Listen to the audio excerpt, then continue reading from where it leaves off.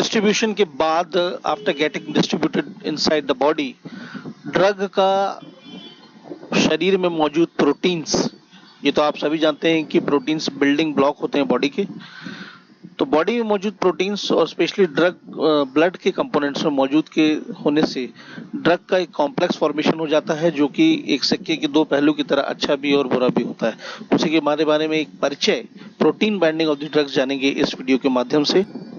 ताला, चाबी, चुंबक, लोहा, यहाँ तक कि प्रकृति में लगभग मौजूद सभी रसायनों में इस तरह का एक मेल जोल होता है कि वो एक दूसरे के स्ट्रक्चर के मेल खाकर आपस में एक कॉम्प्लेक्स फॉर्मेशन कर सकते हैं।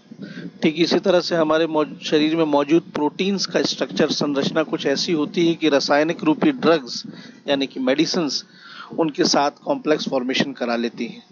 उदाहरण के तौर पे आपने 12वीं कक्षा में एंजाइम्स के बारे में एंजाइम की लॉक एंड की थ्योरी पढ़ी होगी, जिसमें एंजाइम और सबस्ट्रेट के बीच में कॉम्प्लेक्स फॉर्मेशन होता है। ठीक इसी तरह से प्रोटीन एंड ड्रग्स के बीच में एक कॉम्प्लेक्स फॉर्मेशन हो जाता है।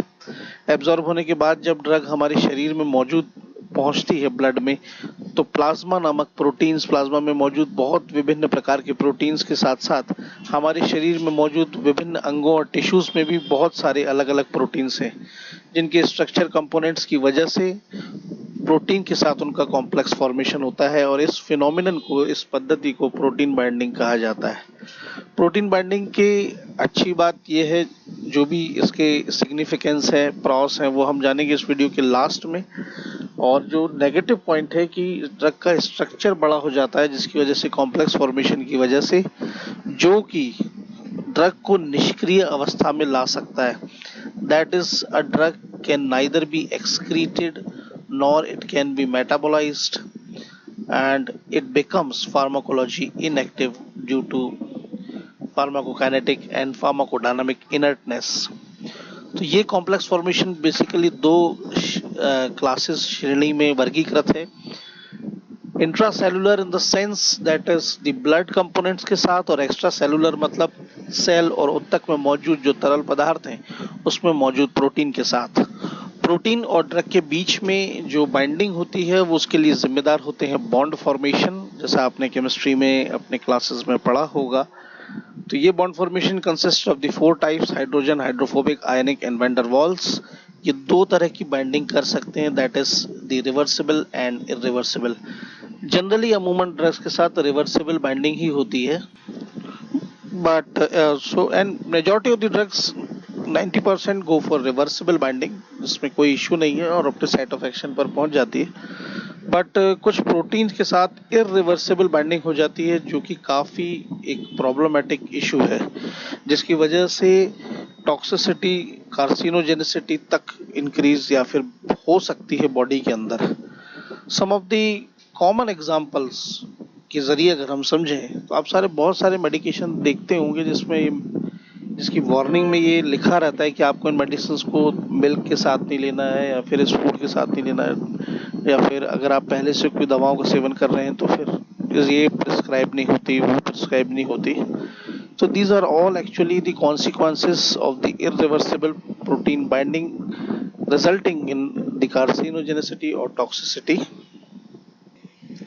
अब अगर प्रोटीन बाइंडिंग की नेगेटिव पॉइंट्स की बात करें तो जैसे कि मैंने वीडियो के स्टार्टिंग में बताया था कि प्रोटीन के साथ कॉम्प्लेक्स फॉर्मेशन, मतलब प्रोटीन खुद का एक स्ट्रक्चर है, ऊपर से ड्रग के साथ बाइंडिंग होगी तो टोटल स्ट्रक्चर का एक्चुअल में जो साइज है वो काफ़ी इंक्रीज हो जाएगा, जिसकी वजह से जो इजीली ड्रग पास कर सकती थी बैरियर्स को, जो हमने डिस्ट्रीब्यूशन चैप्टर में देखे, semi permeable membrane barriers, capillary endothelium barrier, तो जिन मेम्ब्रेन को इजीली पास कर सकते थे वो भी अब उसे पास नहीं कर पाती।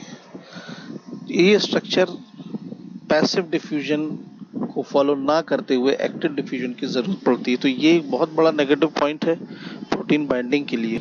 सो बॉडी के किसी भी पार्ट में, whether it is liver, kidney और टिश्यू, तो लोकलाइजेशन हर हाल में प्रोटीन बाइंडिंग के माध्यम से प्रॉब्लमेटिक। सो एक वीडियो का क्विक रिव्यू करेंगे। प्रोटीन बाइंडिंग आप बहुत सरल शब्दों में समझें कि एक कॉम्प्लेक्स फॉर्मेशन, मतलब एक किस्म का जोड़ जो कि प्रोटीन हमारे शरीर में मौजूद और ड्रग के बीच में हो जाता है। इससे दो बड़ी समस्याएं आती हैं। पहली कि दोनों का कॉम्प्लेक्स बनने की वजह से ड्रग का स्ट्रक्चर बहुत बड़ा हो जाता है, जिसकी वजह से उसे सभी तरह के बैरियर्स, जो ब्लड की कैपिलरी मेम्ब्रेन्स हैं, उसके बाद सेल मेम्ब्रेन है, या विभिन्न प्रकार के बैरियर्स को पार करने में बहुत मुश्किल हो जाती है। दूसरी बात यह कि टिश्यू के अंदर भी ये बाइंडिंग हो सकती है, जिसकी वजह से अगर इरिवर्सिबल बाइंडिंग हुई तो वो टॉक्सिसिटी और कार्सिनोसिटी जैसे प्रॉब्लम्स को खड़ा करती है, तो जिसकी वजह से बहुत सारी प्रॉब्लम्स आ सकती हैं। इसी तरह से प्रोटीन बाइंडिंग के संबंध में और भी डिटेल आगे देखेंगे आगे की वीडियो में। So thank you.